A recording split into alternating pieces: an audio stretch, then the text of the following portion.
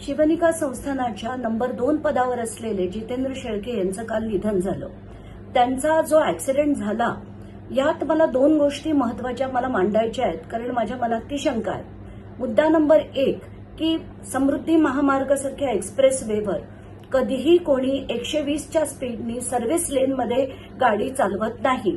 ती गाडी सरळ सरळ येऊन जर एखाद्या ट्रकला रॅम झाली असेल किंवा ती पार्कड असताना ट्रक जर मागे येऊन त्यांनी रॅम केलं असेल तरच हे शक्य आहे.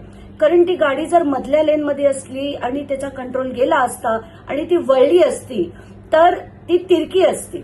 पण आत्ताच्या घटकेला दोन्ही गाड्या सरळ असताना का तर या गाडीनी त्या ट्रकला ठोकलंय किंवा त्या ट्रकनी रिव्हर्समध्ये येऊन या गाडीला ठोकलंय.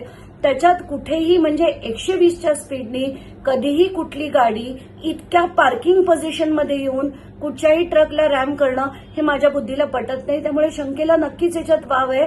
आणि अस्वस्थ करणारी ही गोष्ट आहे की 3च दिवसापूर्वी ईडीची त्यांच्यावर चौकशी झाली होती. आता हे शेळके कोण आहेत? नंबर 2च्या पदावर आहेत. त्यांच्या खाली कल्पना खरात आहेत, त्यांच्या खाली रुपाली चाकणकर आहेत.